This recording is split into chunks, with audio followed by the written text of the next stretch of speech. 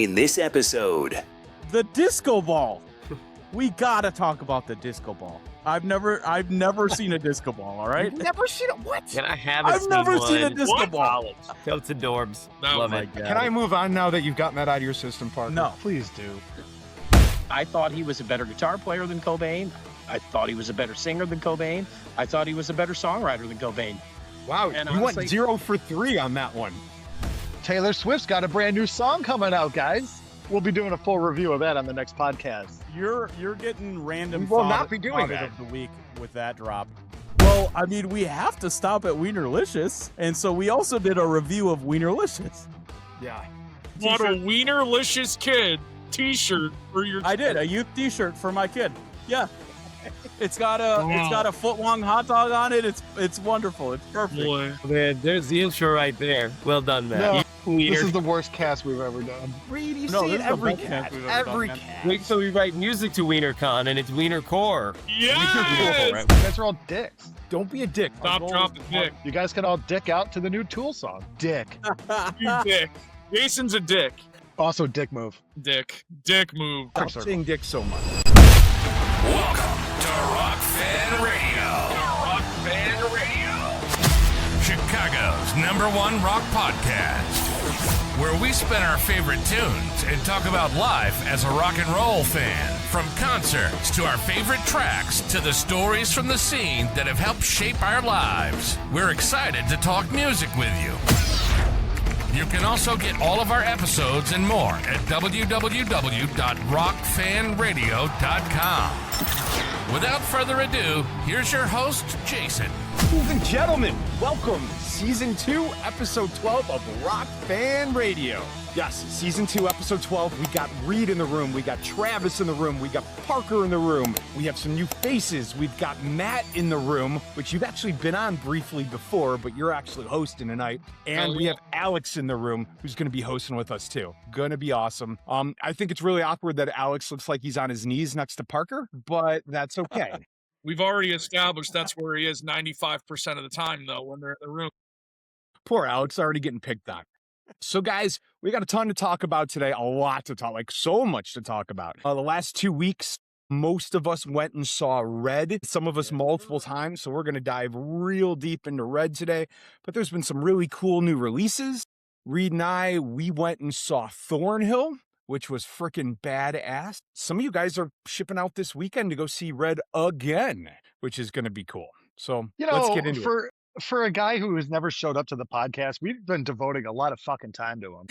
You know, so for those of you who might not that's know so the whole true. backstory on AJ, we started the second season of the podcast and invited AJ in as a host, AJ Reingardts. And literally the first podcast he showed up to, he gets a phone call from the Red guys and ditches us after 10 minutes and goes and talks to him. And we haven't seen him since because he's been on the road. So I agree. Screw that guy. Yeah, clearly we're bigger than Red. Not so What much. the hell, AJ? What do you Come do? on, man. I even talked to him this morning. I'm like, are you coming on the podcast? And he's like, I might have had a little too much fun last night and I plan to be sleeping all day long. So good for him. Wait, though, Enjoy yours. isn't he in Dallas of this recording and not singing tonight? No, that's Friday night, I think. As of right now. Oh, no, yeah, you're right. Yeah, yeah. Man, so he's got an off Friday day is today. the He could've reunion show, right? They're supposed to bring back the original singer, and they're going to do the whole thing. And Correct. if I recall, they're going to stream that live online. Like you can. Live on So, beat. do they put AJ in like a chair in the corner and just make him watch? Like they put him in the cuck chair. The red. Yeah, right? Jason's big idea was to have us all go to Dallas and heckle, Wow. heckle him. And heckle so- Michael Heckle Barnes. old Michael Barnes, the Oh, original that's singer, but that wouldn't be very nice because they were really nice to us on the road, and we don't want to be those Yeah. jerks, but it would be fun. No, Michael Barnes is awesome. We're not going to heckle poor Michael Barnes. Kids, what kind of new releases do we see going on out there these days? What are you listening to? It's time for new noise and backstage buzz.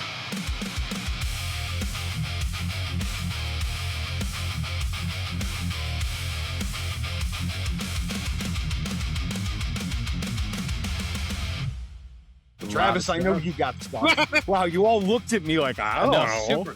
So what's rock and lively roll group. music? Yeah. So, yeah, dude, let's talk about Violet Grohl, man. So, for those who don't know, Dave Grohl's daughter, Violet Grohl, she released her debut album. And I got to be honest, man, it is not at all what I expected it to be. It's called Be Sweet to Me. It's very short. It's only 11 songs. It's just over a half hour, but it is pretty damn great. Really? I thought you were going to say it was pop music garbage. No, I was expecting dude, some Nepo baby comments or something. you know what? So I that was what I was expecting. I was like, okay, and her dad's a huge rock star. He's famous, and but no, man, the girl's got talent. I read some interview about the influences. She grew up obviously on 90s music because of her dad. And so like you can hear, Juliana Hatfield and PJ Harvey and the Breeders and all of these great bands and artists from the Foo Fighters influence is very, very obvious in the first track, but honestly, after that, it's kind of all over the place. I hear some Pumpkins, I hear some Deftones influence. It's very ambient in some of the songs. It really is a good mixture of different stuff, and I really enjoyed it. I think it's a journey. And fun fact, Taylor Hawkins' son, Oliver Shane Hawkins, he goes by Shane. He actually plays drums on the very last track. Thing. He's an amazing drummer. He is amazing. So yeah, so Violet and Shane doing something on the very last track of the album, that's really cool. So yeah, for a debut, man, I thought it was great. I think she's really got, an opportunity. I kind of thought about Wolfgang and Mammoth, was just about everybody just wanted him to play Eruption for 2 hours every time. And he was just like, come on, guys. He wants to do his own thing. I get the impression that Violet's very much like that. Like, okay, yeah, my dad's the lead singer of Foo Fighters. Yeah, he's famous. But yeah, I kind of do my own thing, and I really do think she kind of set the bar. It's good. It's worth checking out. That's an interesting question. Do you consider Dave Grohl to be the lead singer of Foo Fighters or the drummer from Nirvana? Foo Fighters' first album, I was like, yeah, it's okay. But when I heard Color in the Shape, I was like, damn. I was like, why was this guy the drummer in Nirvana to begin with? Because I thought he was a better guitar player than Cobain. I thought he was a better singer than Cobain. I thought he was a better songwriter than Cobain. Wow, and you honestly, went 0 for 3 on that one. Well done, Travis. And I love Nirvana. I really do. But I think Grohl is a much more mature songwriter now. I think Pat Smear had a lot to do with that. I think Foo Fighters have been really good at using the two guitar dynamic, and obviously Nirvana didn't have that. It was all Kurt. So, but Color in the Shape's one of my all-time favorite albums. It's a top 10 for me, easy. And I'm a Foo Fighters hater to some degree. But man, they've just written bangers after bangers. Their last record's great, but yeah, definitely check out Violet's album. It's a good start. Speaking of Nepo babies, have you heard the new Tom Morello song that has Serge Tankian from System in it and Roman, his 15-year-old son, playing guitar? His son threw down the guitar riff and they recorded a song on top of it. Roman's awesome. So I heard about it, yeah, but I haven't had a chance to check it out. Did you guys, anyone hear it? I have not heard it. I've heard about it. I have not heard it. There it is. I was kind of underwhelmed. I was kind of disappointed. You know what it is? I mean, it's okay, but Serge does the Serge thing. Like, it sounds like Tom Morello playing guitar, a riffy kind of Tom Morello riff. And then Tom Morello has way too many vocals on this track. And when he sings, he doesn't sing. He just kind of talks. Yeah, right?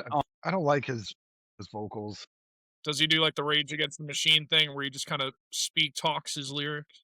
He doesn't. Well, you ever listen to the Night Watchman? It was like his first solo record. It was him and an acoustic guitar. Yeah. Travis, not a fan. Not a fan. Travis, I saw him as the Night Watchman. He opened up for Incubus years ago, and yeah, it was not good. Not a fan. Really? I feel like we're burying the lead here a little bit, though, guys. I mean, we had one of the biggest tools of all time release a new surprise song lately, and we should have led with that. I feel like you guys are all dicks. Tell us how you I really feel. see what you did there, Reed. I see what you did there. There's the drop. Our boy MJK and a Perfect Circle released a new surprise song last week called Starless. Did you guys hear this track yet? Sounded like every other Perfect Circle song I've ever heard. Well, see, I actually kind of dug it. And here's the thing, guys. How many podcasts has it been? We have not talked about Josh Freese. So we get to talk about Josh Freese again because he was the drummer on the new song from A Perfect Circle. So you guys can all dick out to the new Tool song. Don't be a dick. Stop saying dick so much. I mean, stop dropping dick about him every podcast, right? So there we go. Yep, nailed it. Anyways, it's playing right now. Check it out. I actually kind of dug it, but to be honest with you, like A Perfect Circle is either ooh, I really like it or ooh, I really hate it. And there's no gray area for me. So I kind of disagree. I think it's all gray area for me. It's like I don't turn off the radio, but I'm not going to that CD when I'm sitting around by myself. No, 100%. To be fair, I don't go at any CDs anymore, but I don't put it on Spotify either. Those first two records are great. I did not like the last album, but I think it's been like 8 years since they've done anything. I had no idea they were recording, and then boom, this track came out of nowhere, and I was like, oh wow, that was, very unexpected. Billy Howardell, the guitar player who writes a lot of the songs, he kind of went and did his own thing for a while. He released a couple of records. I don't think they really did all that. The last album that I remember, very 80s influenced, and I wasn't really digging it. But the new track was definitely, it felt very much like APC, classic APC. So thank you, Travis. What's the deal with A Perfect Circle? Like, I always thought it was the guitar player's band who invited MJ, whatever we're calling him, Maynard James, MJK. We invited MGK to come sing, but it wasn't his band. It was the guitar player's band. Is that really true? Does anyone know the background there? I believe it actually was Billy's band. Yeah. Was it? Okay. Because he is the main songwriter. And he just was looking for a tool to record with? I don't remember the whole story of how that happened, but, he obviously must have had some serious connections to be able to, pull Maynard away from Tool to, hey, yeah, I'll leave my super popular sign band and go do this other one. Yeah. And then they announced a tour, right? A Perfect Circle is going out with Puscifer because Tool fans only listen to 3 bands. And so if you book one of them, you got to book one of the other ones too, right? That's really easy for travel because they'll have the same singer. No shit, Sherlock. Thanks for that, Parker. Hey, by the way, there's no way that MJK is not getting double dipped for lead singing in both of those. Oh, yeah. 100%. Yeah. It actually is costing the tour company more money to put MJK up as a lead singer in 2 bands than it would be to bring on anybody else. And every venue's required to sell his wine too, I heard. Everything about this wine is inspirational in some way. Can I get a Coors Light? No.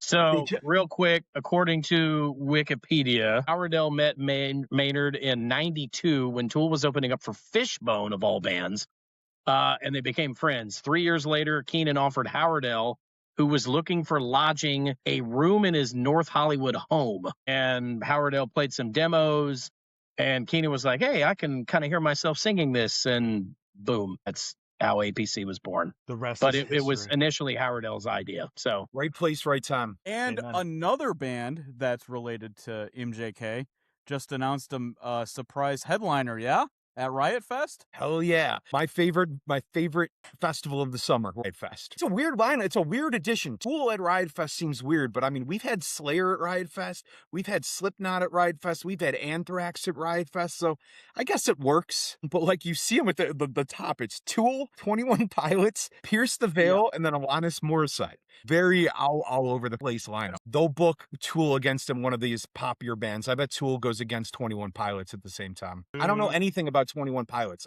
Isn't that like softer alternative stuff? It's fun though. Yeah, they're massive too, dude. They're fan base. They are very I would call them modern rock.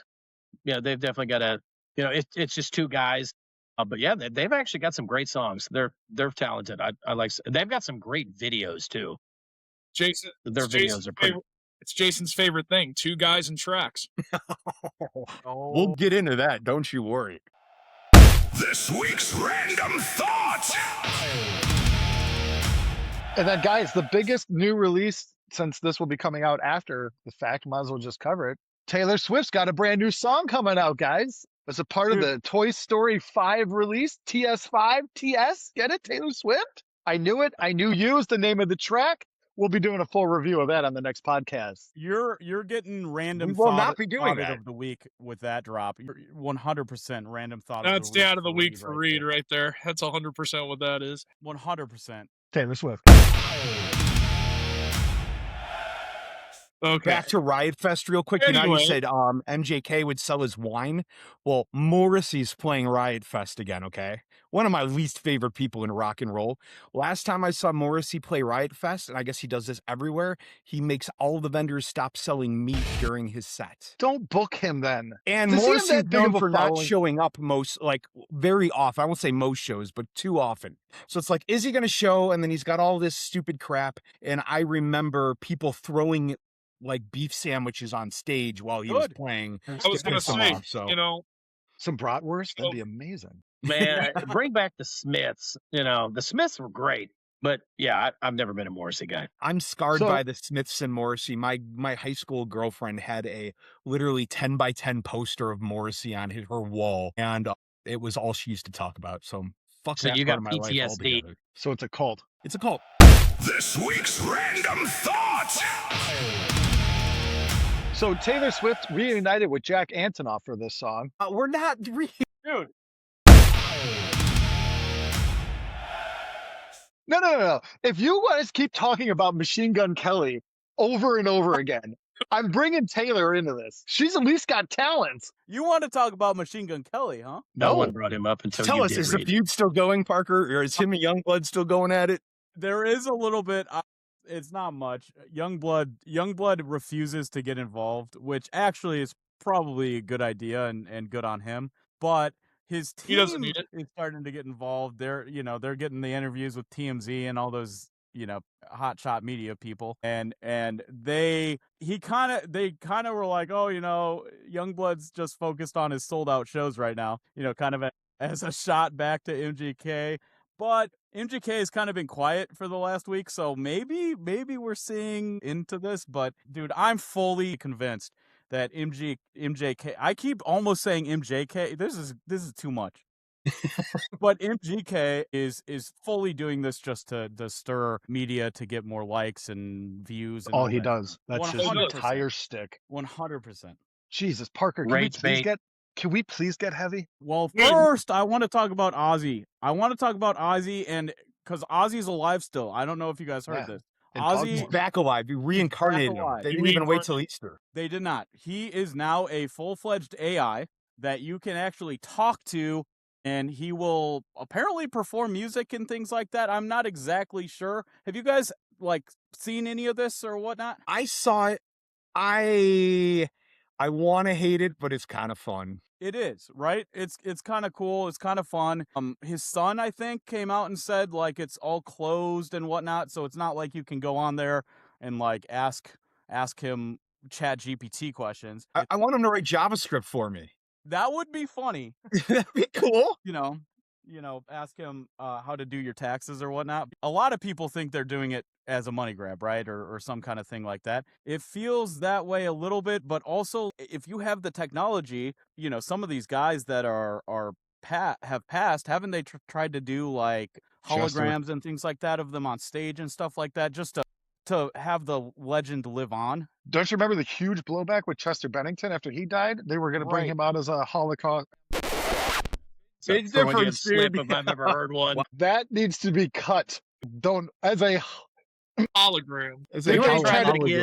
Didn't they try to bring back Chester Bennington as a hologram performer? Yeah. And there was huge blowback on it. Instead, we got Emily, which I'm okay with because she rules. Yeah. It's an unpopular opinion. Oh my God. Did you hear, Parker, you're the heavy guy, but I know you have a soft spot for pop punk, right? I do have a soft spot. And did you hear what Weezer just announced? They're not really pop punk, but I know you have a soft spot for Weezer. I haven't, too. but I saw you said there was something, so I'm excited to hear. Well, they released 2 new songs recently. The new one that just came out, I think it was today or yesterday, is called We Might As Well Be Strangers. It's got some artist named Wednesday in it. I've never heard of this artist, Wednesday. It's pretty forgettable. I wasn't that into it. The one they released a couple weeks ago, which we tried to talk about on the cast and ran out of time, is much better. And it's called Shine. But I think what the coolest part is they're going back to the colors for their albums. Okay. And so this is the gold album. But it doesn't look like they're putting themselves on the cover like usual. It's got symbols and stuff on the cover. But they're calling it the gold album. Okay. Huge progression from Weezer. So we got blue, Right. we got green, we got red, We got White. I think we got the Teal album. There's a Now we black got the one. Gold There's a album. black one.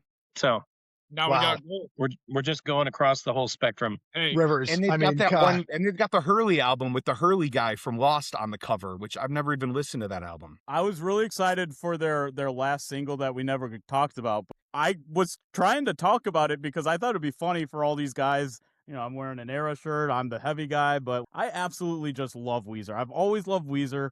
I don't know what it is about Weezer, but that last song that came out after their whole like 4 Seasons thing felt like Weezer home, and I was so excited for it. So if they keep dropping stuff like that and less kind of experimental, I'm going to be all in on that stuff. It's really weird to me. I remember back in like the 90s and the early 2000s, we have a friend, Reed and I, we talked about Weezer last podcast, huge Weezer fan. And he used to be like, I don't go to Weezer shows. They're absolutely awful live. They had this reputation for being absolutely terrible. And then one day, Rivers decided he was going to have stage presence. And now they're a ton of fun to see live and filling stadiums and bigger than ever. Yeah, when we saw them a couple years ago, I mean, they played all the bangers. They played that cover of that Metallica song, Enter Sandman. Threw down on that. I mean, it was a good time. It was fun. It was fun. It's weird to see these like older bands that never really got anywhere that are coming out of nowhere again. Like I'll say Limp Bizkit, but they were a big deal then, but then they disappeared. They're coming back. Creed's coming back, but specifically I'm thinking of Evanescence. Evanescence was like this one-hit wonder band that nobody cared about.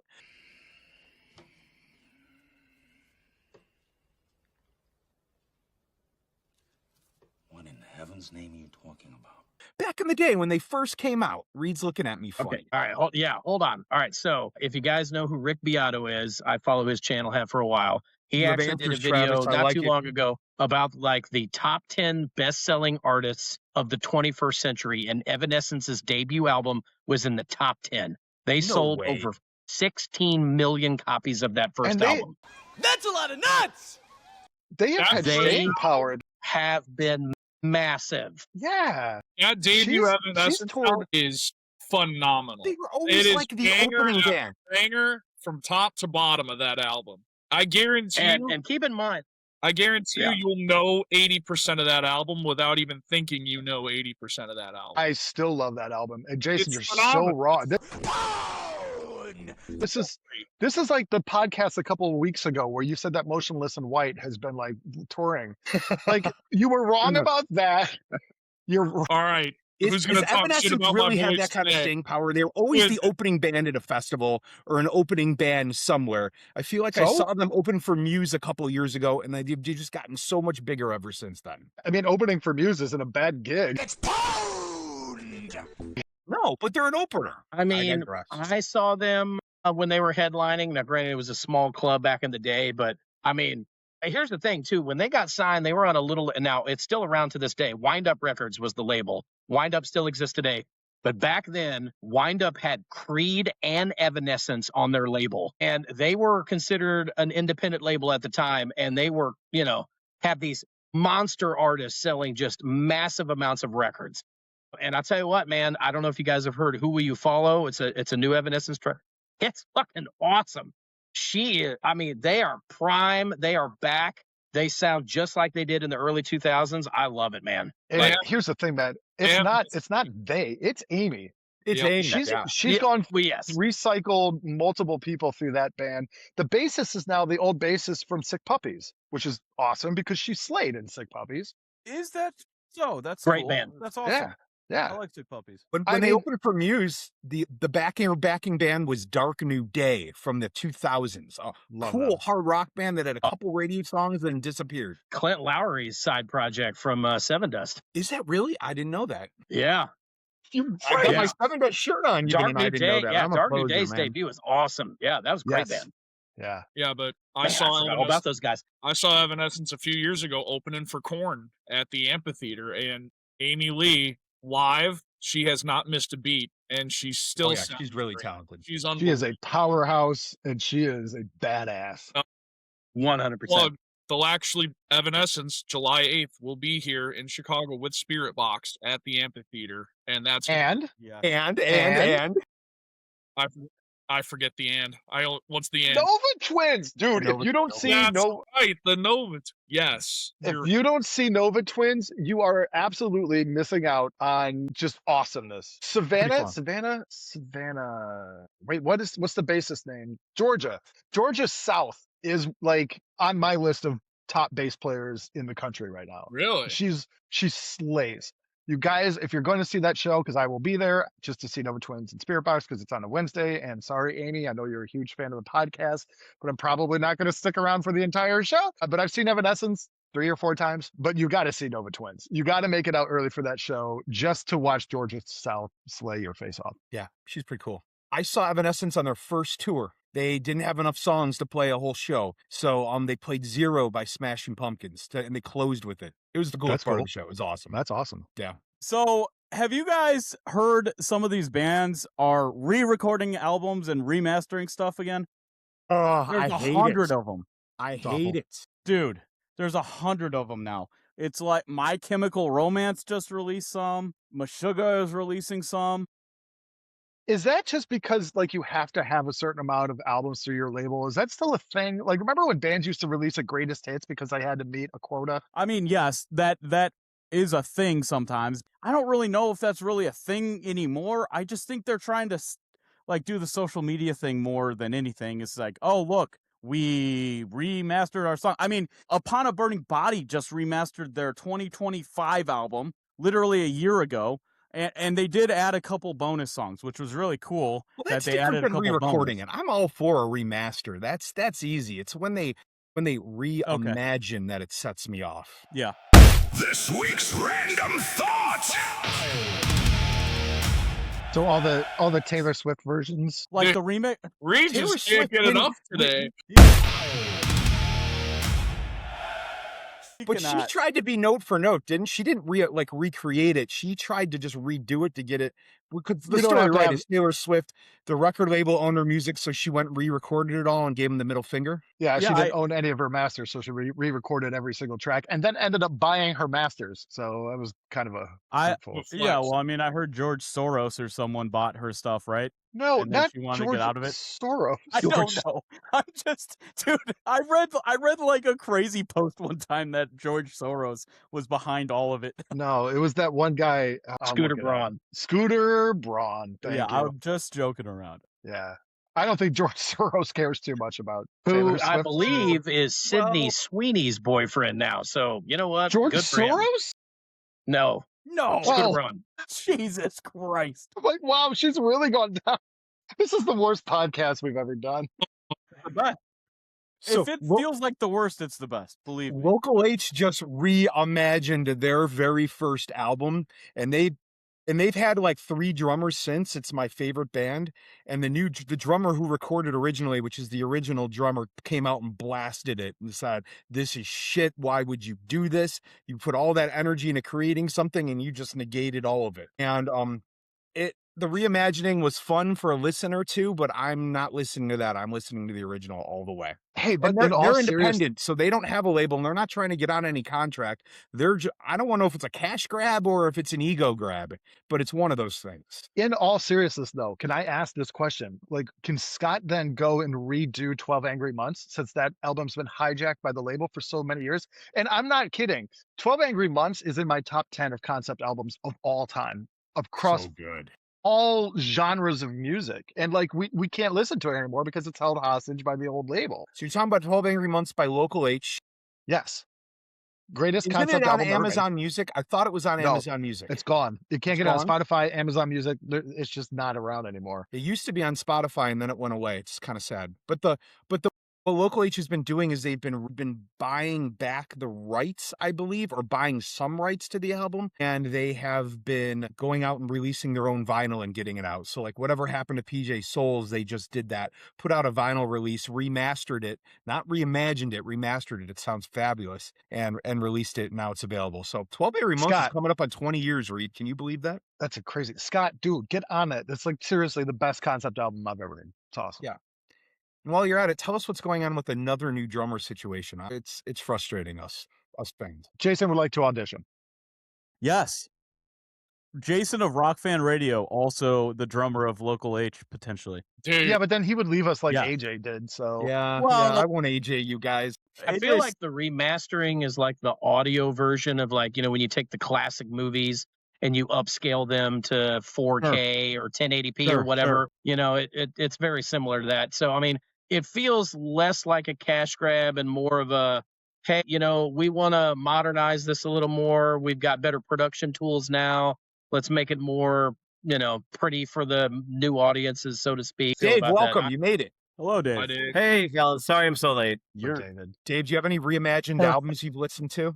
What's your opinion? Reimagined means re-recorded. Yeah, I don't know. Megadeth did one. I think they did Cryptic Writings. They did a redo of that one, and I was not impressed. It's not anything that inspires me to want to go listen to it or them anymore. I go check it out once, okay. It's just, I don't feel like they're as good as the originals. Stabbing Westward just announced they're reimagining Wither, Blister, Burn, and Peel, which is an atrocity because that album is a freaking classic from the 90s. One of my favorites. Not as good as Darkest Days, but they're going to ruin it completely. And I'm done. I'm done with the reimagining. Parker, can we get heavy? Let's get heavy. Let's get heavy.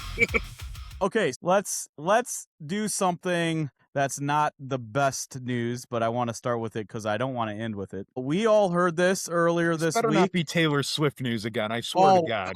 It is. Yeah, Taylor Swift's dropping a whole new metal album. I don't know if you guys heard this. That would slay.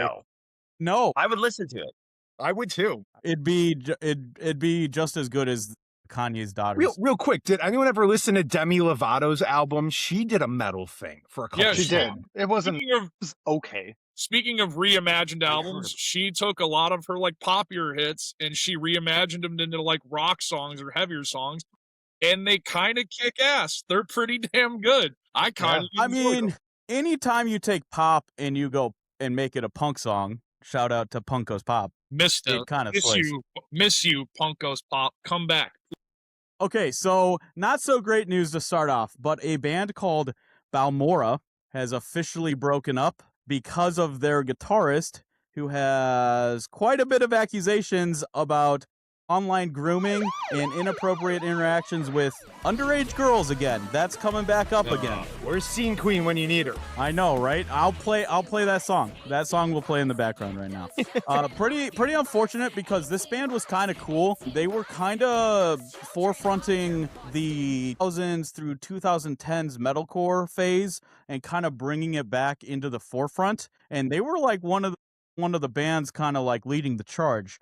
And your guitarist leaves and then for the rest of the band to come out and say we're nuked, it kind of sucks. Really unfortunate circumstances too. I don't know why this theme continues to pop up in the heavy scene, and it's absolutely out of control. It's upsetting. They just released their debut full-length album last week. Yes. 2 weeks ago, whatever, on this podcast drive. And like it was one of those ones that I had queued up to listen to, and then the news came out. I'm like, no, I'm good, man. I don't need to give you all listens. Yeah. Unfortunate. That's really the only bad news I have over Can I Era ask now. a question about Balmora that has nothing to do with Balmora? This band I confuse with the band Bill Murray. Is Bill Murray supposed to be a reference to Bill Murray of Ghostbusters? Yes. Is it a joke? 100%. 100%. Yeah. He's like a fat guy who plays saxophone, or is he fat? He's just fat by famous people standards. Fun fact, I don't know how much history you know on the band, but I know nothing, obviously. Johnny, the frontman, was one of the original guitar players of the legendary group Attack Attack, if you remember Attack Attack. Yes. David Carlisle back in the day. Johnny was the guy that had the big afro, and he would sing the cleans. Bill Murray is Johnny's band. So he left Attack Attack and that started Bill Murray. And I saw them live about a month and a half ago. Phenomenal. I was right on the guardrail, right up front. Incredible show. Those dudes are an absolute whirlwind live. They're fucking phenomenal. Hell yeah. Got to check that out. Hell yeah. Another phenomenal band, Era, just announced a anniversary tour. Yes. They have a select few shows right now. I'm hoping that they add more shows, but in September, they're coming through for an anniversary show of their album Drift, which kind of was almost like a transition album for them, right? Because their older stuff is very, very, very like metalcore, and they kind of moved into this kind of groovier, gentler type music that they're known for now. So I'm excited for that. If I have to, I'm driving up to Madison, and it would be awesome if everybody else came and joined me. I cannot. I told myself last time I saw them with Currents, I cannot miss an Era show anymore. So every time they come through, I gotta see them. They're playing the Sylvie in Madison. If you've never been to the Sylvie, fantastic venue. Really cool venue. It feels like you're in a rock music video because like it's steep and like people are, it just feels like you're crowded in and everybody's hanging over you like you're in a Coliseum. It's really neat. It's a cool venue. You'll like it. Awesome. I haven't been there, so I'm excited to see that. I looked at the dates for that. Most of it looked like Canada and Europe. They only had a few U.S. dates, or they had maybe 10 U.S. dates. Yeah. Yeah. The closest to Indy is Louisville, is what I saw, and that's the day after I get back from vacation. So that maybe it's tough to tell. Are we supposed to feel bad that you get to go on vacation, Dave? I know, right? Yeah, going to Glacier National Park, grizzly bear country, nice. And then the very next day after we get back, go back to work, and then the show is in Louisville that night. Hey, so, if you see Slaughter to Prevail there, you might see Alex there. That's true. You know, I hadn't considered that. He'll maybe be there with Falling in his bear. Reverse right after that. If he's not on stage, I'm convinced he's going and fighting bears somewhere. So I mean, that's kind of 100%. Bare knuckle bear fighting. He's going to join Alex Terrible. They're going to have like a little 3-way bear fight. With Arian Foster, remember him? Didn't he get, or was it a wolf? You guys remember Fumbles Foster? He was a football player. Yep, and he got famous on his podcast for a hot minute for saying he would fight a bear. I think it was a wolf, but and they were like, no, don't actually fight. He's like, I'm not really going to. Silent Planet, another amazing band, just announced a full-length album, which is going to be amazing. I cannot wait for that. Man, Silent Planet, everything they've been doing is absolutely incredible. I cannot wait for that. Man. Love them. Kingdom of Giants, we talked about this band a little bit ago because they're related to Amity Affliction a little bit here. Yes. If you remember, Amity stole their bassist, and he's now their clean singer over in Amity. They just announced today, June 3rd, with a new release, a huge drop of their new single Respawn, that they've debuted a new bassist and clean vocalist, JT Gutierrez. It sounds pretty sick. It's classic Kingdom of Giants. I love this band. I was a little worried when they, when the Amity stuff was happening, oh no, what happens to Kingdom of Giants? But I think they're going to continue to slay. It's kind of a shame because Kingdom of Giants was a rising band, right? And Amity comes in and they're like, nah, we want your bassist. And then it's like, what happens to rising bands like that? Especially when you have vocalists that are unique and sound different. When I listen to this band, this is the person I expect to hear. So it was a little concerning, but not missing a beat at all. It's epic. I don't know if you guys have heard this song, but go check it out. We'll check it. Oh, there it is. Maybe over there. Somewhere. One of the corners. Outside of that, Parker, let's get into one of two main events we have to talk about tonight. All right. You have invited Alex onto the podcast. You two are the founding members of Pillars. That's right. Would you call it a gent deathcore type band? How would you describe Pillars? I would say accessible gent deathcore. There's already a band with Pillar though. Yeah, those guys need to get out of here with their Christian rock music. Go away. So Parker, give us some background on Pillars and who you and Alex are, and give us your big news. Yeah. Alex, go ahead. Yeah, no. I'm the lead vocalist, I do all the screams and cleans, and we've just been recording lately, and just trying to write new stuff, and that's... We have major news, though. Mm-hmm. Breaking news. Breaking news. We have teamed up with a couple dudes, Dan Thabit of Liquid Studios and Alan Doches of Westside Music. Now, if anyone knows who Al is in the heavy scene and knows who Alan is, he's worked with other bands like Motionless in White, The Black Dahlia Murder, Architects, Born of Osiris, Wage War. So we're pretty damn stoked to be able to work with these guys. Yeah, man, that's awesome. Absolutely incredible. Incredible resume. Thank you. And I mean, dude, we're a tiny band, obviously, so we're just humbled and just want to learn as much as we can from these guys. But they've been awesome, really cool. onboarding really us. Cool. Great guys. Congrats, boys. That's great news. Oh yeah. So Thank what's the you. plan? Are you recording? Can we expect a release anytime soon, or is it going to be a single by single thing? Yeah, You hitting the no, road? so I think what we're gonna do is probably drop our new produced song on Friday. This Friday, honestly. This Friday? Yes. This Yeah. Friday. I didn't know Yeah. that. Oh, Yeah. It's Okay. called Unforgiving Truth, and yeah, it's a fun little song, honestly. It's got Is a it vibe. On playing my now? wife's birthday, little gift to me. It's playing now. Instead of her. Playing right now.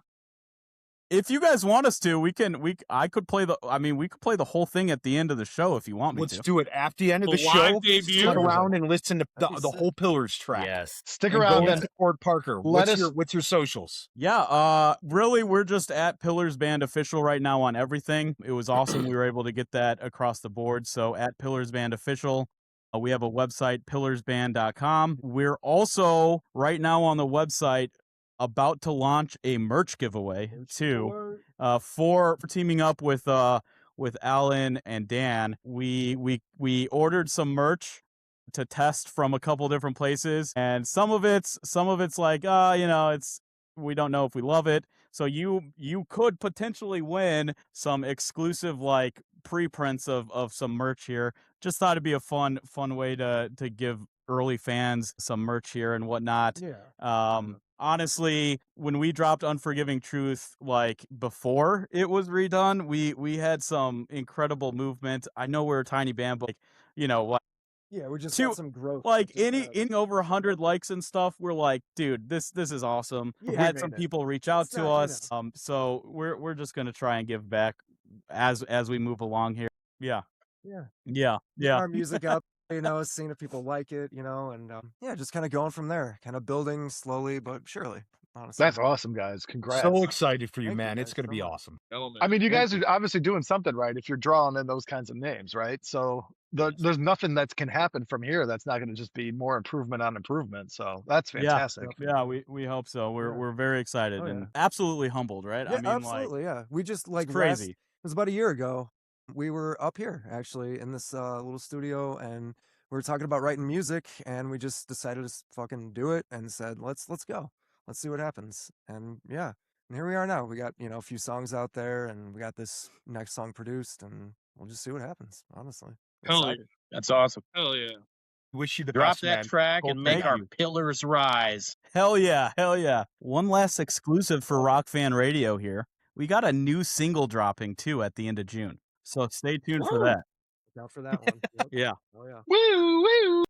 I mean, we feel like we're not amateurs trying to figure out logic anymore with Dan. So now we're just like fully focused in on actually just writing the music and not giving a crap about the polish. It was AJ who suggested that we start going to look this direction. He's like, focus on the music and go find some guy who knows what he's doing. And Unlike you guys, Hey man, it worked out for us. It Yeah. worked wonders for us. 100%. And like I couldn't thank him more, because now I don't have to stress about thinking, how do I get these drum levels right? How do I get these kick levels right? I just focus on the music and get it to sound like I want it to in my head, and then send it to Dan, and I say, Dan, Alan, take this and make this a masterpiece. And honestly, it changes the entire perspective of your band, being able to focus on just the music and not worrying about the production side of things. Absolutely. so true. It's a game Every time changer. I've been in the studio, it's all the dial tweaking, all getting the perfect tone. It just destroys creativity and it makes it not fun, man. So Yeah. focus on what matters, and that's the music. Absolutely. Yep. So we're stoked. And we always shout you guys out. Well, we try to shout you guys out, obviously, because I host on here. But we drop some of your videos and whatnot on our page. So our videos. Why am I saying your videos? Our videos. You're part of the on our team, page. Parker. Yeah, part of the team.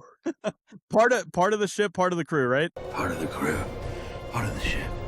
Part of the crew, part of the ship. Part of the crew, part of the ship. Part of the crew, part of the ship. No, but we're hoping that we can like cross pollinate. So we just want to shout out fans of Rock Fan Radio and Pillars. Like, you guys are awesome, and we can't wait to bring you more music and more podcasts. Absolutely. Hell yeah, dude. Good for you. Love it. Keep us posted. We're going to cover this. We're going to watch you break from where you are today to, being a megastar. You're the next tour we follow after AJ, which might be a really good segue to the main event. And now, the headliner.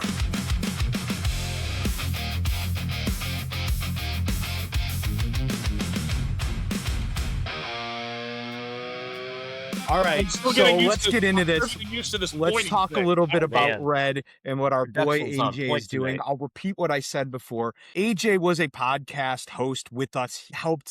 He helped the inception of this at the very beginning. On literally, I think the second podcast, he got a call from the guys at Red. It dropped off, and he hasn't been back since. But we're here supporting him. We have almost all of us have gone out on the road over the past few weeks and supported him as he does a national tour, starting with Welcome to Rockville. And he is ending it this Sunday coming up inside Houston. I think all in all, it's been 6-ish weeks, maybe. It's something around there. And man, we had a lot of fun going out and hanging out with AJ and the guys. So much that we actually are working on an entire, I won't call it an episode, we'll call it a special, where we have so much footage. We did an interview with AJ's dad. We did an interview with AJ's roommates. We did talk to some of the members of the band. We talked to people in the crowd. We did the whole shebang. We're going to wire that all up, put it in a separate episode or a side episode or something, and go check that out. But we're going to take some time here and talk about what we thought. Matt, I want to start with you. You went to the first show. Tell us what that experience was like. AJ was at Welcome to Rockville. He was the first band on the main stage, I believe. And I saw pictures, and it is fucking nuts. Yeah, so he was, well, I guess Rockville, I'm going to say it, they have basically two main stages. They've got the main stage A, which is where, like, you know, all the big guys are, and then main stage B, I believe, in fact, I know, Breaking Benjamin was the headliner on that stage where AJ opened that night, but that stage had bands like Starset, Memphis Mayfire was on that stage. There were a lot of big bands on that stage. And here's AJ walking out, opening for all these dudes. And mind you, for those who don't know, I've played almost, before this tour, I had played, I'm going to say it, every show that AJ's done, I've been a part of before this tour. I think the biggest thing that we did prior to this, we played at legendary venue, Little Rock House in St. Charles. I think we played in front of maybe 100 people, and that was the biggest crowd he had ever seen. And he really hadn't done anything since. And then I get the news that he got the Red gig, and I was like, oh, dude, that's awesome. And then he goes, oh, yeah, the first show is Welcome to Rockville. I go, dude, are you nuts? Welcome to Rockville. So this dude went from 100, maybe 120 people. I think we looked at the video and we did a rough count. There were probably, by the time they got done playing, 10 to 12,000 people in front of that stage by the time he was done playing. Absolutely insane. So he went from 100 to 10,000 literally in the blink of an eye, which was nuts. But it was sick, dude. You know, we were all out there. Obviously, we were near the front, and, you know, they start going, and AJ runs out, and, you know, he looks cool. He looks badass. He looks like a rock star. But afterwards, I was like, dude, how'd you feel? He goes, man, I was shaking like a leaf for that whole set. And I'm like, dude, I don't blame you. But right, you couldn't tell because he nailed it. He absolutely nailed it. And it's just been, you know, it's gone onward and upward from there. I was able to see Rockville. And then 2 days later, I was able to see the first headline show of the tour when they were in Fort Myers, Florida. So that was the first time he had done the full hour-and-a-half set. And I was able to be there and see the full set. And once he got through the first headline set, I was like, dude, the rest of this tour is going to be cake for this guy, man. Like, he's going to be absolutely great. And then fast forward, I went from Fort Myers to the Joliet stop, which is where we all went to. A bunch of us went to the Joliet show, right? Because that's in the Chicago area. Yep. So, I mean, I think all y'all can chime in on this too, but the guy was fucking flawless in Joliet, dude. He didn't miss it. It was absolutely crazy, and he had a full crowd. I mean, I want to say a third of that crowd was there to support AJ. You know, he probably had, 40, 50 people in that room, maybe not a third, but he had a lot of people there supporting him, and you could tell he was excited. I talked to him the next day, and he's like, dude, I think I blew my voice out because I was just so excited to be playing for all my friends and family. Yeah. And what an experience. This whole tour has just been really cool to see, at least, especially through his eyes. And I'm like, you know, me being me, I'm like, you know, dude, the best thing about this is you're going to be a fucking vocal machine when you get off the road. Like these 30-minute sets to you after this are going to be, you know, nothing. Like this is going to be, it's going to be walks in the park.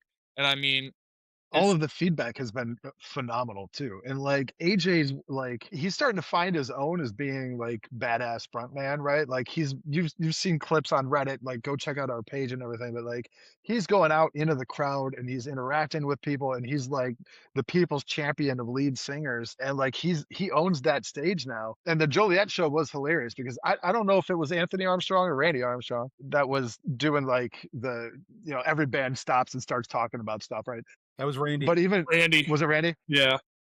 Too many Armstrongs. Randy they're was identical like, twins. Did you even notice? They're identical. No, I mean it makes sense. They look identical. Like they're brothers. Yeah, they look identical. That's what you were gonna say. Right. Yeah. It makes sense. They look identical. Yeah. But even Randy was like, this is AJ's hometown crowd. I mean, everybody was there to see AJ, but like even the Armstrong brothers were super grateful and giving him the spotlight for the Joliet show. And I was talking to some folks on Reddit, and a lot of people are, you know, the intense Red fans were like super upset that Michael Barnes was stepping back, but nobody has said anything negative about AJ's performance with that band, except for one guy, and then somebody jumped in and beat the crap out of him, which was hilarious. I mean, he's killing it. AJ's a rock star, man. I mean, like this is the beginning for him. He's got a stage presence. He's got fan interaction. He's everything you want in a lead man. What's crazy to me is that AJ, 2 or 3 shows before he debuts with Red. I mean, I remember the last show I played. And you're pretty psyched it was more than just your girlfriend. 4 other people came, yeah, 100%, right? Like, and even then it's like, I don't know what I'm doing on stage. I'm bumping around like, oh, how do we like recover from this mistake and all this, you know, the weird stuff that happens on stage. And in Joliet, you know, he's walking around on stage like he's been up there for years. And that's what's crazy to me is just like how on point he was with the stage stuff. Not necessarily the vocals. Like AJ's a great vocalist, but like the stage stuff takes some time to get comfortable with. And like, you know, a couple times, you know, he might back up when Randy's walking the same way, and he just, you know, perfectly goes with it. No missteps. Everybody's on stage doing what they need to do, recovering from whatever happens. And I mean, that's pretty impressive to just kind of like out of the gate just be able to do that kind of stuff. Yeah, he's got some natural talent for sure. He picked it up super, super quick. And yeah, that even surprised me. Like even at Rockville, again, I don't know how much of it was rehearsed or how much of it was practice, but even at Rockville, the guy just looked super natural up there. So I was blown away by it. Funny story. There was one of the fans I was interacting with had just learned before they were just in Nebraska a couple of days ago. He had just learned that Barnes stepped back from touring with Red, and he had just learned from Rock Fan Radio that Michael Barnes was no longer the lead singer. I'm like, I'm pretty sure you would have figured that out because Michael Barnes is bald and AJ's got hair on hair. I'm like, that would have been a weird thing to show up to the concert. I'm like, is that dude wearing a wig? Did you get a hair transplant? I've been growing out my beard so I can put it on top of my head, my bald head. I'm going to show up to the next cast for that. Then we went to Racine the next day. You guys dropped out. You all dropped out. I grabbed Steve, who's not here today. Guys, Steve made it out on a school night. Pretty big deal for Steve. Pretty big deal for Steve. And we went out and saw him Racine, and I realized how shitty the sound at the Forge is. Yes. And I thought they sounded way better in Racine. And AJ told me after the show, he's like, this was maybe one of my worst shows. And I'm like, you sounded better than Joliet. I can't confirm. I could also be, because when I showed up to Racine, he and I were talking. Matt was in Racine too. I was there. Hello. You were there. Dick. And you weren't supposed to be there. You surprised us. I did surprise you. Well, speaking of surprises, we'll talk about surprises in a second. Also, dick move. Dick move. Like, we're gonna talk all about it. But we got to Racine, and AJ's talking to me, and he goes, "Dude, I don't know what it is, but sound check in that room was awesome. Like, it sounds great." I'm like, "Well, that's good, man. Happy to hear it." And then he was like, and then I realized that night when we were in Racine, that club had just gotten that PA put in that afternoon. That show with Red was the test drive of that PA, and Randy, Red's front of house guy, actually helped tune the PA. So that's why it was so on point, because it was the Timing. very Awesome. first run through with that new house PA, and it sounded phenomenal. It was fantastic. It was cool. And I've never been to Route 20 before. That's the name of this joint, which is really stupid because how do you put that in a GPS and find the place? But because it's on Route 20 on Route 20. It's a newer place up in Racine, which isn't too far from here, and it kind of slays. It's a really cool venue. It's a cool little venue, for sure. Definitely recommend you guys go check it out. Hey, Jason, just so you know, when you put it in the GPS, the location will tell you if it's a business or not, or if it's just a street address. So, you know, you could find it that way. Guys, let this be a life lesson for all of you. How to use Google Maps. Jason's going to kill me. Look at him. He's going to fucking kill me. And your balls being Jason. busted. Parker, Jason, if I didn't you kill can you kill on him our in road Houston. trip last weekend, we're fine, right? Yeah, well, that's true. That's fair. Parker and I then, that was Wednesday. On Friday, we drove to Flint, Michigan to go to the legendary machine shop. We did. What a cool joint that is. We went up to the machine shop. The lights in this joint are awesome. Really cool. I mean, Flint, Michigan is a blue-collar, steel-working car industry town. And you walk into a place called the machine shop, and it felt like a biker bar almost, kind of thing. It did. It had motorcycles up and everything. It was like definitely that kind of vibe. And we Parker and I ended up hanging up with the opening bands. We ended up hanging out with these two women who were having the time of their lives at this show. And so between bands, Dave, you're making me laugh. So we talked to them, because Parker and I, and actually all the shows, we did a lot of interviews. They're all in that other video that's going to come out. And we ended up talking to these women, and it turns out they're like, oh yeah, we play here every couple of months and sell the joint out. We are the backup singers to the Wrecking Crew. The Wrecking Crew being a Motley Crue, not cover band, tribute band. Tribute band. So cut to interview with them. There it is. And now came back, hung out with these women. They had a blast. They were there for Red. You know, there's something about, Dave, you got into this last podcast, and it was really cool as I listened to it. You had a moment where you were like, this is what music is about. It's about connecting all types of diverse people. This was a perfect moment for that. You know, we met these women. We were having fun. You know, nothing mattered except the music at that time. And that's what it's all about. So, and those chap highly recommended. Though one of the dudes from the bands, I won't say who because I don't want to rat him out, but one of the opening bands said a chance to talk to him, said that the machine shop's one of his least favorite places to play. So I'm sure there's some drama behind the scenes, or it's just a pain in the ass load in, load out kind of thing. Ooh, what is the difference between a tribute band and a cover band? Thank you, Dave. Does anyone else want to take this? Take it, Travis. So a tribute band is like they embody the entire persona of, so like a Kiss tribute band, they're going to wear the costumes, they're going to have the makeup, you know, but you're literally going to have Gene and Space Ace and all that, and all they're going to play is Kiss songs. So actually, one of the funnest shows I've ever been to was a grunge tribute show. I've been to a couple of them. I mentioned the Vogue in Indianapolis in a previous episode, which is a legendary place. And I saw a Nirvana tribute band, a Pearl Jam tribute band, and a Soundgarden tribute band. And the Pearl Jam and the Soundgarden tribute band got together at the very end, and then they did Temple of the Dog Shit. It was awesome. Yeah. That's so cool. That's awesome. Yeah, it was very cool. Yeah. So a cover band covers the songs, but a tribute band, like you said, embodies the band, like the motion, the movements, and all that kind of stuff. A tribute band's more than just playing the song; it's being the entire character of the band on stage. Yeah, and yeah, we're gonna throw in these photos and stuff from these guys, dude. The photos and the stage, like that they were showing us, that when they play, it's out of control. It's literally like they are being Motley Crue, right? I mean, like they do the makeup, they overdo it on the stage. They have tons and tons and tons of lights and stuff to make it like they are Motley Crue. It is out of control. It's really cool. I mean, it was really, really, really cool to meet these people. So we wrapped up Machine Shop, and Parker and I had a big question we had to answer. You can't, wait, whoa. The disco ball. We gotta talk about the disco ball. Go ahead.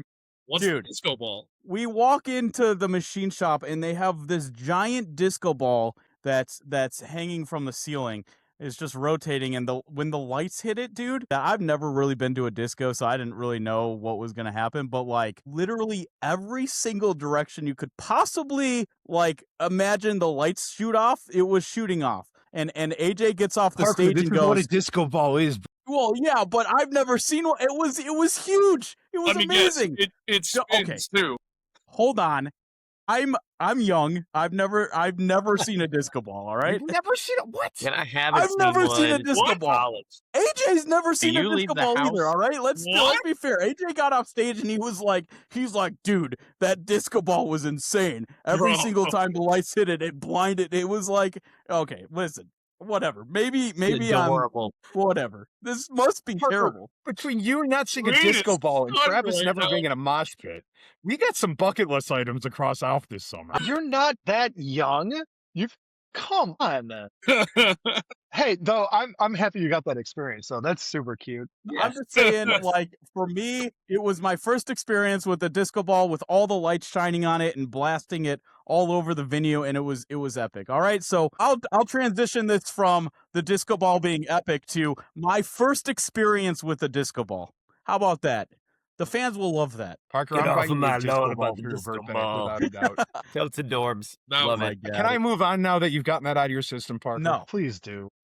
Please. So Flint, Michigan is in the middle of Michigan, right? Ringle, No. Wisconsin is in the middle of Ringle, Wisconsin. In the middle of those two things sits Lake Michigan. It is maybe a 4-hour trip if Lake Michigan wasn't there. Instead, it turns into like a 10-hour trip going around the lake. So we did We that should've whole taken thing. the We ferry. were going to take the ferry, but we slept in and it was too late and all that garbage. And we get to Ringle, Wisconsin. Middle of fucking nowhere, Ringle, Wisconsin. Hey, Absolutely quick middle of question. nowhere. Did the tour bus take the ferry or did they take the long route? They did You not get take the ferry. Probably want to You can't get They a did tour not. bus on a ferry, right? That wouldn't make sense. You can, but it's the going to, I mean, it's ferry's going to be $300 just for two still people in a car. For a 90 tour bus, it's miles. probably $600. The ferry isn't quick. Ringle, No, Wisconsin. they have is like an pretty cool. express. It's like 2 hours. And the one Jason and I were going to take was like 4. But they got a Yeah. movie theater in I- it. You can rent a room and take a nap. There's like stuff to do on the ferry. It's Do they pretty have fun. beer? Oh, I yeah. would, I would think so. Oh, well, too. then Sure they do. take the ferry. Take the fucking The ferry. entire trip, I was telling Jason we should have taken the ferry. Okay, so I also drive an electric vehicle, and driving the electric vehicle through the Upper Peninsula of Michigan is the absolute worst. It's the chargers say they're superchargers, but they charge slower than snails in molasses or whatever the phrase is. Guys, go easy on him. He just saw a disco ball. You're learning so many important things, and I'm so proud of you. I don't write the lyrics for Pillars, just so you know. So Thank don't worry, God. don't worry about that. Slower But than anyway. Dave joining the episode today. Fair. Anyway, driving it through the UP was not good. It like took a half hour to 45 minutes to charge each time. Where when we were driving to like Flint, it was like 15 minutes we were ready to go again. So I don't recommend taking electric vehicle through the UP. There was a big bonus to taking your electric vehicle is that you had a self-driving mode on it. Yes. And so Go Parker and around. I actually recorded a ton of footage for the podcast while Parker was driving. So you can check this as other stuff we're going to release outside of the podcast. We did a review of the new Shinedown album, 8. Meh. We did a review of the new Periphery album, 2 thumbs way up. And we did the best review ever of the new Mirar Thal album. I guess I'm a fan now.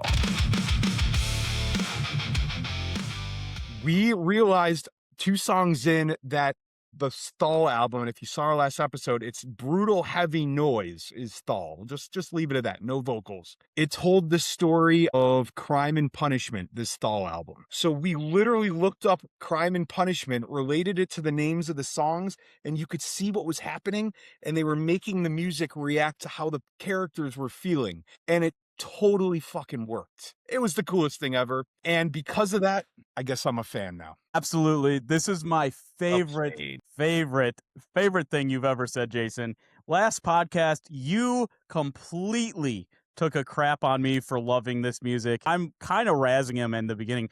Dude, we gotta like review Marar's new album, right? I say it 3 or 4 times, and I'm getting more serious, and Jason's like, all right, fine. And I throw it on there, and then I see his eyes light up, and he's like, Parker, this is a lot deeper than we think it is. And after I was talking to my army of robots, Yeah. and I was asking about the album. They're like, well, it's actually a giant metaphor for crime and punishment. And then started laying it out, and I was like, whoa, this is cool. Yeah. By the end of it, I'm pretty sure Jason's a bigger Marar fan than me now, because he was looking for Marar merch to buy a shirt. What? I'm just so happy. I'm so happy. That's awesome. Hell yeah. I'm so happy. That's a cool shirt, too. It was sold out, though. Yeah. So we do these reviews. We stopped at, like, Wienerlicious. All right. My God. Tell me it's That a was- restaurant. Yeah. That was the best tool The cut place we've to eat ever had. food. Dude, we're driving on the through, like, we're about to cross into Mackinac Island through the UP, right? So we stop in Mackinac City. We stop in Mackinac City, and there's just this hot dog stand with a giant wiener on the top of the building. A giant Tommy Lee, as I said, Nice. on the top of the building. And I'm like, well, I mean, we have to stop at Wienerlicious. And so we also did a review of Wienerlicious. Yeah. I love that the Chicago guys stopped at Wienerlicious in Yeah. Michigan. For sure. Was there In ketchup? Mackinac City of all places. Yeah. Not there only that, ketchup? I got the Chicago say, dog hold when I on. was there. They're better. Was not there have been- ketchup? Oh, I guess better I have not to have watch been to find ketchup. out the review.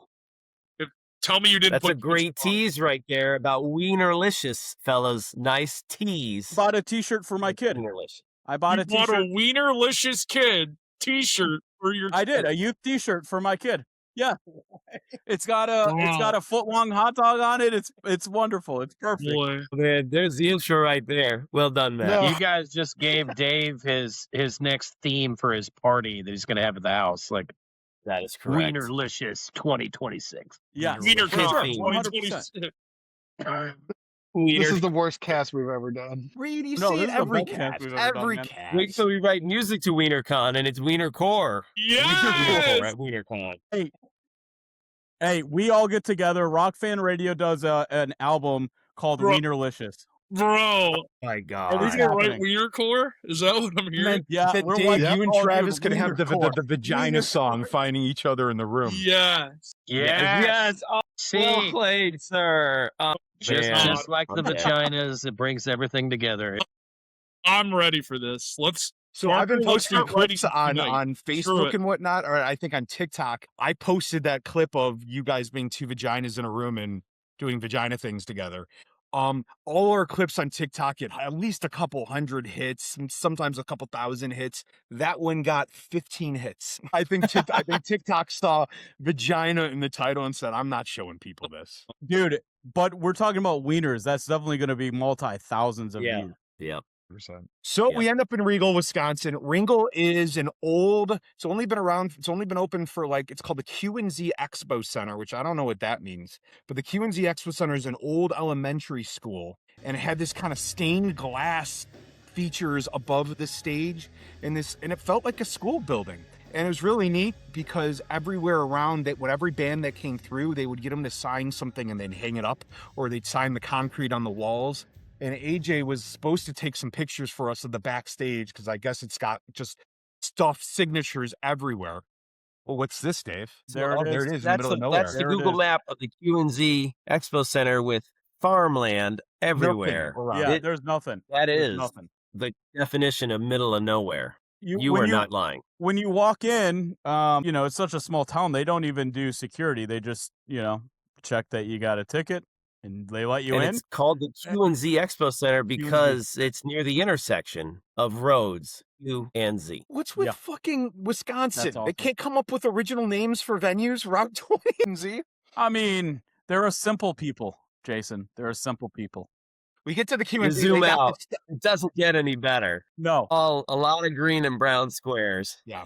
around the So when they QNC Expo. let you in, you walk in and you walk into the cafe of what used to be the school, and you're literally they're playing music in like the cafe or gym or whatever. It's probably a multi-purpose room, to be honest. It's probably both, but I mean, it's kind of like a scene right out of like School of Rock, right? Like you're playing rock and roll music in a school. It's kind of sick. It's kind of awesome. It was a cool venue. I liked it a lot, except for it was in the middle of nowhere. Our hotel was 20 minutes away. It's the closest hotel we could find.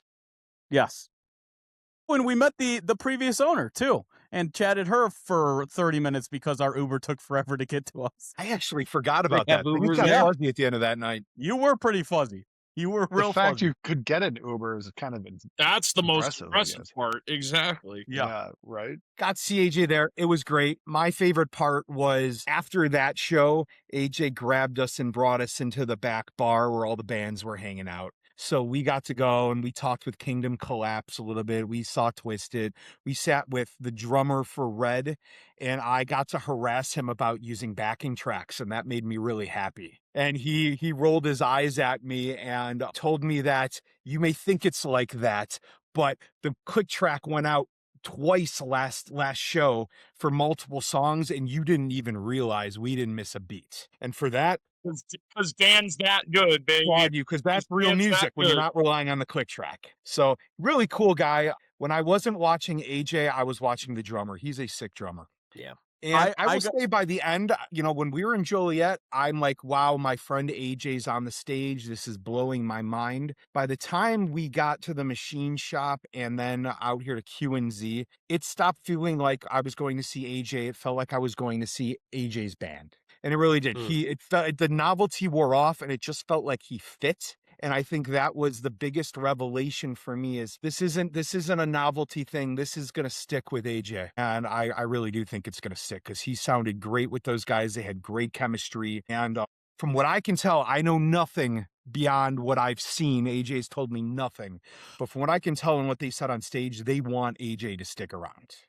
And they'd be silly not to want AJ to stick around because he sounded wonderful. The question is, they have more shows after this Sunday, which is AJ's last show. What's going to happen? We pressed AJ hard to see if he could tell us what's going to happen, and he refused to tell us. So good for him for keeping up his end of the bargain. But I'm guessing we're going to get some more Red shows, and I really hope so too. Probably. We're gonna. Yeah. So Matt, are we gonna? What's the plan for Houston? Are people going to see Houston? The show in Houston? Or? Yeah. So I guess we can talk about that. Surprise! Spoiler alert! Rock Fan Radio will have boots on the ground in Houston, Texas, for the final show of the Red Tour. Me, myself, Reed, and our other friend Chris. We will have boots on the ground at the final show. Point is, you know who's not going to Houston? Yeah, can I talk about who's not going to Houston? Yeah, talk about who's not Can I going to talk Houston. about I that? want to know Let's who's talk about not going to Houston. Who's not Let's going to talk about Houston? Yeah, Jason Ziola will not be going to Houston, I will and not. I'm No. so pissed off about it. And you're gonna hear why. Hey, we were just talking about how real guys fly to fucking shows. True. Fuck yeah. Yeah, you don't drive a fucking EV across a fucking lake. This is what happens when you fucking really commit to shit. No, the fuckers in Chicago that didn't come down. Yeah, fuck those guys. Them. Yeah, Fuck fuck those those guys. Fuck them. Hey, cheers, boys. Cheers. Yeah. I called Jason because I have this beautiful idea. I go, hey man, what are you doing this upcoming weekend? Let's fly to Houston and let's surprise the shit out of AJ for his last show. Jason goes, I love this idea. We're going to make this happen. I'm going to pitch it in a group chat and we're going to make it happen. So Jason does that. He goes, hey, Matt's thinking about going to Houston. You know, he's trying to So embarrassed. I'm so damn embarrassed. Let's go surprise AJ in his final show with Red. Who's in the group chat that Jason texts?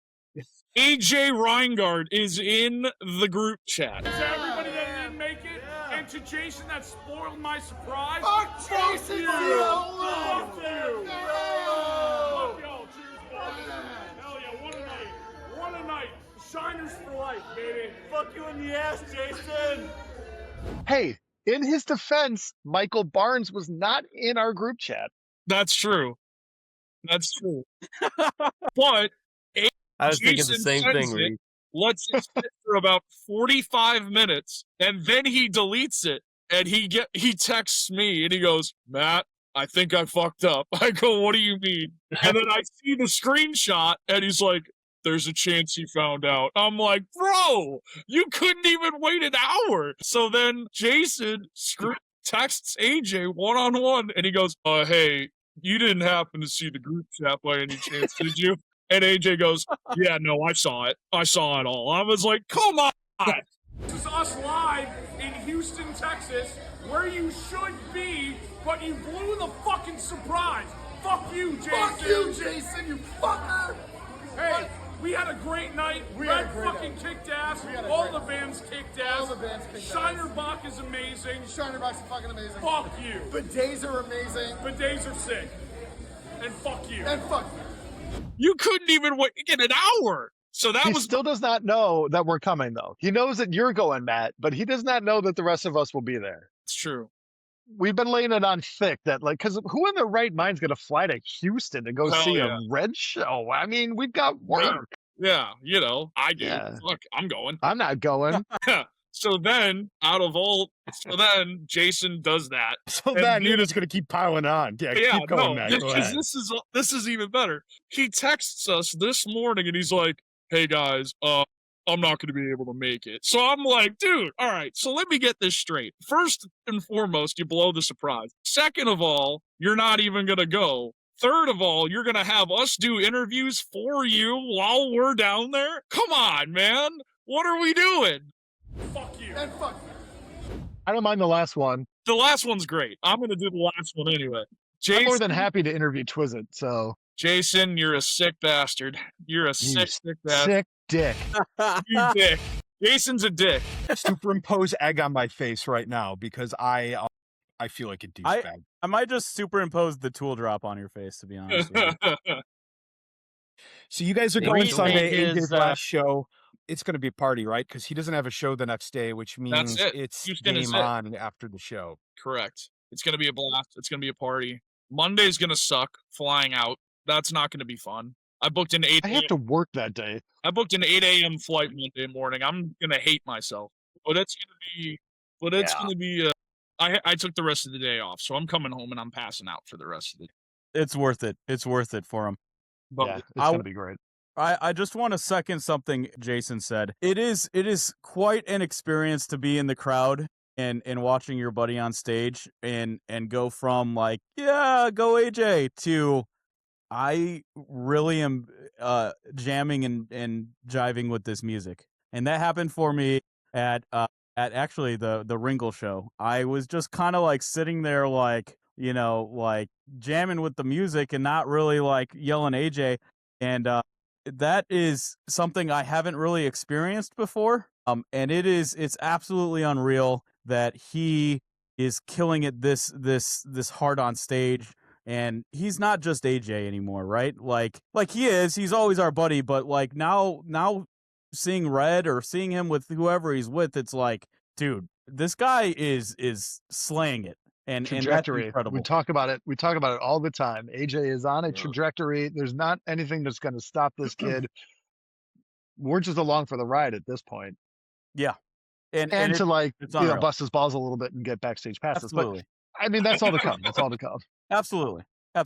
But kind of hinting at what something Jason was talking about earlier as far as, you know, his future with Red and everything. Obviously, you know, I support him 100% and I'm going to be behind him with whatever he decides to do. However, I don't know how much I can disclose or how much I can talk about it. Maybe I'll save this for him.